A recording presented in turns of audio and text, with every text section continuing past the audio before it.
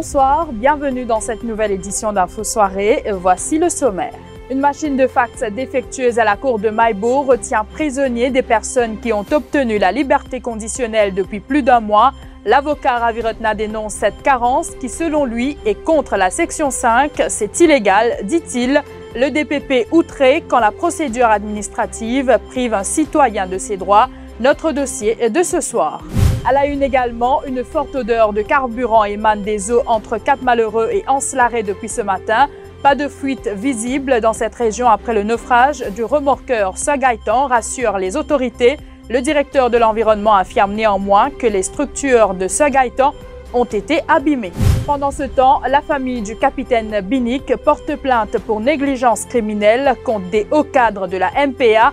Les recherches pour retrouver Mossadegh Binic se sont avérées vaines à ce jour. De son côté, le leader de l'opposition Arvin Boulel insiste sur l'institution d'une commission d'enquête pour faire la lumière sur toute l'affaire Wakashio et ses dommages collatéraux. Et puis en Angleterre, un premier suspect arrêté après la mort du Mauricien Yassar Moussa. Nous démarrons cette édition avec ce cri de cœur de quelques familles du sud de l'île. Elles vivent un véritable calvaire depuis un mois. Leurs proches, souvent un mari ou un frère ayant obtenu la liberté conditionnelle, attendent toujours de quitter leur cellule. Pourquoi? C'est parce qu'une machine de fax ne fonctionne pas à la cour de Maïbourg. Jean-Luc Émile. Imaginez que vous avez obtenu votre caution, la Bail and Remand Court a précisé ses conditions, mais on vous dit il faudra repasser pour quitter la prison parce que la machine de fax qui doit recevoir le document de la BRC à Maïbourg est en panne. Sarah Tiwari fait le va-et-vient entre Maïbourg et Port-Louis depuis un mois, avec ses 8000 roupies en poche pour payer la caution de son mari. Il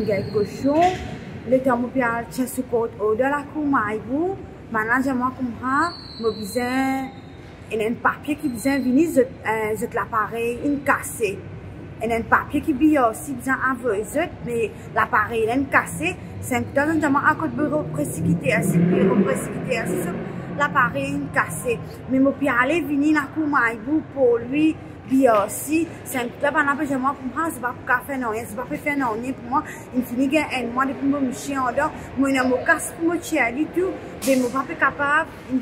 Moi, j'ai 4 enfants, mon papa est capable d'aller venir, me fatiguer, pour moi. Ils étaient nombreux ce matin dans cette même situation au tribunal de Port-Louis. Cet homme remue ciel et terre pour faire libérer son collègue. On a un collègue qui libère il a un cochon, il fait un mois d'ici. Là, on a mon grand-père pour faire des dépenses pour tirer le cochon, là, mon grand-père dit moi non, je ne peux pas capable de tirer à côté de là, mais je vais venir la aussi pour lui. Mais au fait, là, on trouve une occasion, on vient ici pour faire des dépenses pour un numéro. Là, on vient ici, personne ne peut pas prendre compte. On peut dire maintenant, oui, monsieur tel, je vais tirer ce côté. Maintenant, je dis non, ou pas pour faire ça parce qu'il y a une affaire confidentielle. Mais ça veut dire que je suis en prison pendant un mois. Là. Mais la Koumaïbou se fait casser. Mais combien de temps encore pour ma collègue là rester en prison? Pas tout la loi peut faire des affaires, moi. Mis devant cette réalité, le directeur des poursuites publiques s'est dit outré par le calvaire que vivent ces Mauriciens. Il a demandé à son bureau d'intervenir pour empêcher que ce problème administratif prive un citoyen de sa liberté. Tout sera fait pour remédier au plus vite à la situation de la mesure du possible, dit le DPP, qui soutient que la liberté n'a pas de prix. Avec nous ce soir, l'avocat Ravi Ratna, bonsoir. Qui ou lecture de ce qui fin arrive à sa bonne personne qui ne privait des autres droits-là? Moi, je trouve ça aberrant, révoltant, qui la cause, l'incompétence, Bandimoun qui supposait réparer votre fax machine dans la cour Grand Port et dans le bureau prosécuteur Grand Port, qui, Bandimoun qui ne finit qu'une caution de plus qu'un mois, vous dans prison, votre famille pas capable de payer sa caution là, mais il est grave, il est illégal, il compte section 3, il compte section 5 de la Constitution. Quand Dimoun pour comprendre, quand ça va Dimoun là pour comprendre qui vous êtes besoin de faire réparer votre fax machine. Quand vous êtes pour comprendre si fax machine là pas capable de réparer, besoin prend un petit peu d'argent depuis dans votre budget. Est-ce que votre budget pas assez? Est-ce que votre paye dans l'argent dans votre budget pour remplacer une fax machine pour qui ou capable de faxer documents pour que Dimoun sorti le caution? Il y a des affaires qui dans l'époque moderne aujourd'hui qui moi m'opère perplexe. ou fax pas fait travail, mais dans WhatsApp, les pour confinement pas fin travail le WhatsApp, les pour confinement pas fin travail le email, jour en 2020, ou peut dire ou fax machine pas fait travail, mais à cause de ça, ou des gens dans la prison, mais c'est illégal. Illégal, ça va des gens qui est responsable, la cour Maïbou là, ça va des gens qui est responsable dans sa bureau, prosécuteur, que soi-disant là-bas aussi fax ça pas fait travail, mais qui je peux faire? Je peux pas une dizaine. Pays autres l'argent, pays autres gros l'argent, donne autres gros budget pour autres pas une dizaine, qui sont pas capables de manager une fax machine, qui sont payés des gens dans prison, des gens qui finissent gagner caution. Mais là, à partir de là, moi j'espérais quand je écoute ça au radio, acheter ou trouver travail là pour faire. Mais ça va une qualité de gens là, moi tout le temps je finis besoin de performance appraisal, qui est magistrat, qui est juge, qui est officier la cour, qui est code clerk, qui est code manager. Tout ça, les gens qui faire performance après le c'est qui ne pas faire votre travail, pas capable de faire votre travail, besoin mettre ça dehors une fois pour toutes pour qu'ils puissent y dresser. Merci Ravi Rotna. Également dans l'actualité de ce jeudi, des traces de fioul repérées à Cap-Malheureux. Des pêcheurs ont donné l'alerte ce matin aux autorités. La police explore la thèse d'un acte délibéré. Le ministère de l'Environnement affirme qu'il n'y a eu aucun déversement de carburant du Sagaïtan à Poudre d'Or, mais précise qu'il y a seulement eu de fines traces de diesel dans le périmètre où le remorqueur s'est échoué et que le risque qu'elle progresse vers Cap-Malheureux sont infimes. Il faut savoir que par précaution, 350 mètres de baume absorbant ont été déployés. Notre journaliste, Shehzad Jadou, était sur place.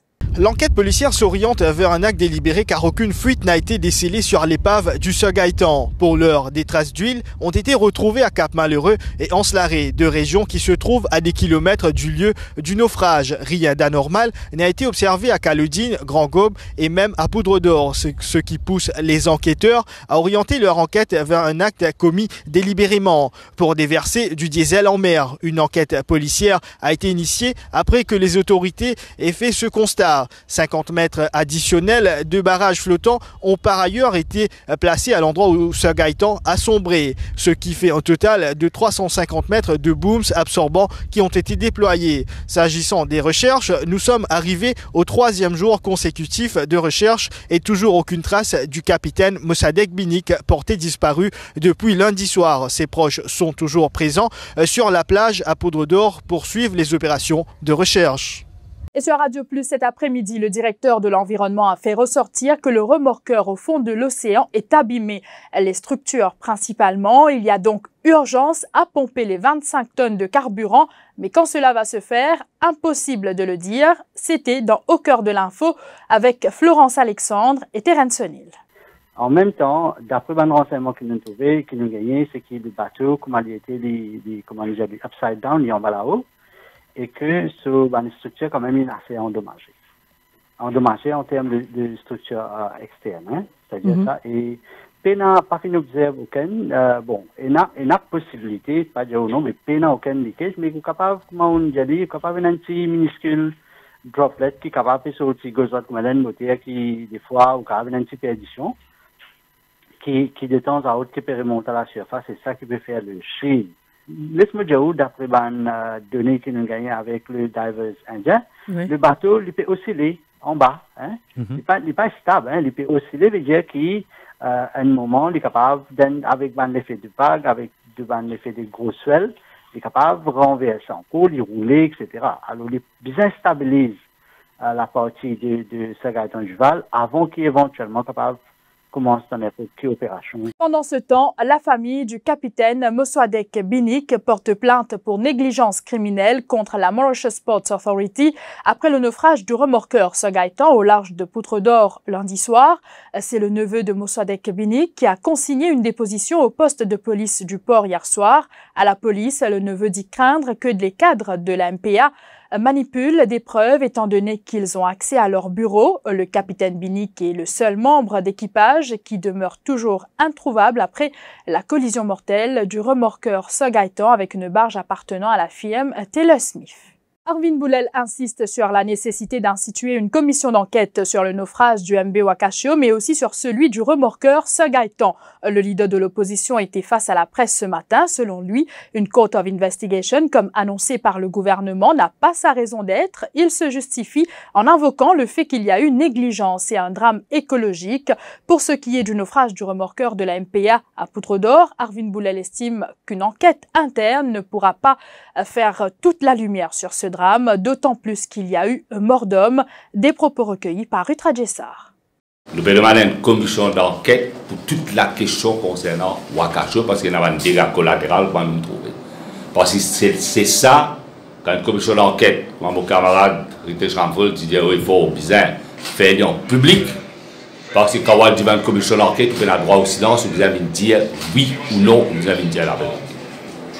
Et commission d'enquête, il y a la raison d'être, pour moi, il override sa Court of Investigation. Et quand on regarde ce que le capitaine Sou dit, il coule de source qui ça tug, l'autre là, il pas besoin tug. Et à l'offshore, il est là, il est capable de faire certains travaux spécifiques. Et là, quand on a un désaccord avec le Premier ministre, pas capable, et là, l'enquête interne. Parce que l'enquête interne, nous connaissons que ça veut dire l'enquête interne. Il y a besoin de l'enquête au vu, au su de tout le monde. Nous peut cause mort d'homme, nous peut cause des désastres écologiques, nous peut cause aujourd'hui, pour des raisons qui nous battent, mais nous, au vu, au su du monde. Vous pouvez demander qui parle, vous connaissez qui parle pas pour écouter. Mais les cas n'écoutent pas, mais il assume ses responsabilités. Mais justement, si on est Parlement, enfin, ouais, non, j'ai un Parlement longtemps. Mais généralement, Parlement, bon, non, mais dites ça, circonstance, voilà, ça, circonstance spéciale demande décision exceptionnelle. En réalité, je me rappelle, il y a un rapport quand même, si vraiment la pénale opacité, il y a un rapport préliminaire à faire. Pas le député le directeur de Chili. Un rapport là public. Au moins, nous commençons à travailler dans transparence. Une balise de détresse retrouvée hier par la National Coast Guard tout près du point d'embarcation à Bain-de-Rosnay, Poutre d'Or. Ce transmetteur utilisé en cas de détresse pourrait appartenir au remorqueur Sogaitan. Il a été mis sous scellé comme pièce à conviction dans le cadre de l'enquête policière. Cette Emergency Position Indicating Radio émet un signal en numérique et ce signal peut contenir l'information de la position prise par GPS, ce qui rend la localisation plus aisée. Je vous retrouve après la pause pour la suite de ce journal.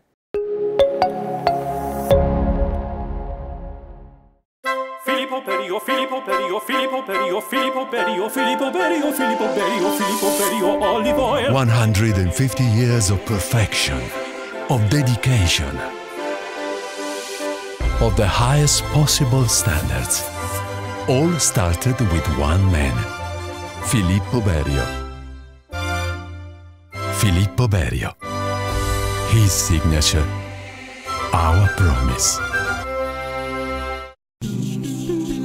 Nous tout comme Kiken, comment les trouve nous les dire. Qui te peut boire? Du thé, café, un petit verre d'ilé?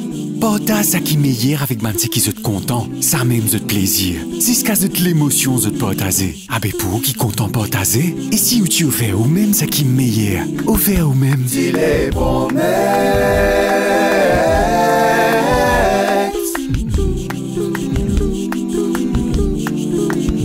Dis les promesses. Promex c'est une collection tas 6 pour nous Mauriciens. Comment sous collection? Quand on a acheté ça c'est dit les Promex ou gain un tas bien original en cadeau. Dit les Promex, partage l'émotion.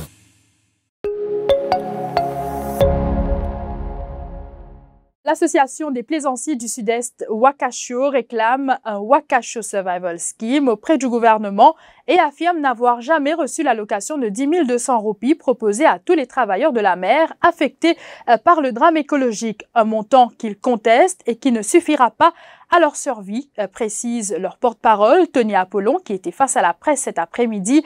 Il invoque un coût élevé de leurs opérations quotidiennes. Près de 4000 plaisanciers sont concernés et l'association explique que les plaisanciers n'ont rien touché comme compensation depuis la crise liée à la COVID-19. Tony Apollon, des propos recueillis par Christina Nélan.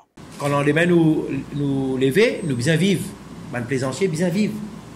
Donc, le gouvernement a annoncé, et c'est ça qui nous peut dénoncer, façon qu'ils ont annoncé ça, ils ont annoncé comme si dirait, ils peut donner nous une grante, et qui, sans consulter nous, qui critères ils ont une base pour venir proposer un chiffre, parce que là, nous trouvons qu'ils peuvent considérer tout le monde pareil, pêcheurs, bagnants, plaisanciers, et ils viennent annoncer. Et aussi, ils nous donnent l'impression que tout le monde est d'accord, tout le monde finit gagner l'argent, tout le monde.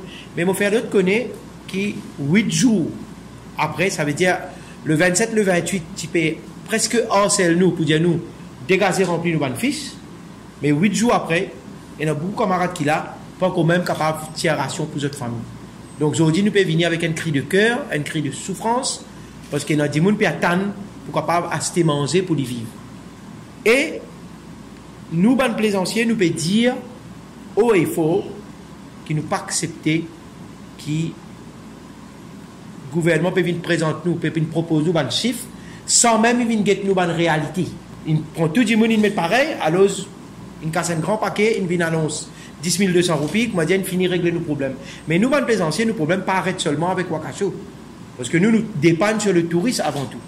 Mais nous pouvons poser la question, quand le touriste pourrait venir Maurice, et quand il pourrait venir Maurice aussi, quand il pourrait venir de la côte sud-est, parce que nous, dans le domaine, nous connaissons du monde pour réfléchir, un touriste réfléchit pour venir passer de vacances dans des conditions correctes, et nous pas connaissons, nous n'avons aucune visibilité, nous n'avons personne qui peut communiquer avec nous, nous gagnons la vie, toute qualité expert, 6 mois, 1 an, 2 ans, 10 ans, 20 ans, nous pas connaissons. Mais nous pouvons penser que l'avenir sont et de plus en plus pour détériorer. Par ailleurs, les membres de l'association demandent la publication du rapport qui atteste la clearance des spécialistes avant de couler le navire. Ils ont aussi confirmé leur participation à la manifestation du 12 septembre prochain. La cellule d'assistance et de soutien du MB Wakasho a rencontré les ONG qui étaient sur le terrain après le déversement d'hydrocarbures. Une première réunion a eu lieu ce matin. Le président Charles Cartier explique que cette cellule, qui opère sous l'égide du ministère des Finances, travaille en étroite collaboration avec la National Social Inclusion Foundation. L'objectif est d'aider les personnes affectées par le drame écologique. Charles Cartier avance que c'est avant tout une cellule d'écoute des propos recueillis par Ruth Radjessar. Cette cellule est avant tout une cellule d'écoute parce que beaucoup d'aspects qui ont été touchés. On va dans un premier temps, la semaine prochaine, écouter les ONG qui ont été sur le terrain, ONG, associations, tous les regroupements de personnes qui connaissent le terrain. On ne va pas se substituer à ces organisations. Notre travail, c'est réellement la coordination de toutes ces activités et de les rendre durables. Donc, et dès la semaine prochaine, comme je le dis, on va rencontrer ces associations et ces regroupements. Mais dans le long terme, on va mettre en place des structures pour écouter toutes les populations affectées et pour faire une coordination avec les différents ministères, différentes associations pour pouvoir aider ces populations. Un suspect arrêté en Angleterre dans l'enquête sur le meurtre du Mauricien Yassar Moustakim Moussa, âgé de 37 ans. La victime avait été retrouvée dans le parc Saint-James à Walthamstow le 24 août dernier, soit 2 jours après sa disparition. Il a été poignardé à la gorge selon les autorités britanniques. C'est un passant qui a alerté la police après avoir découvert le cadavre près d'un ruisseau. Le suspect est âgé d'une 40aine d'années. Les circonstances entourant le meurtre du Mauricien demeurent floues. Yassar Moussa avait mis le cap sur l'Angleterre il y a 12 ans. Voilà, c'est ici que prend fin cette édition. Merci de l'avoir suivi et très bonne soirée à vous. L'info en continu sur le www.defimedia.info.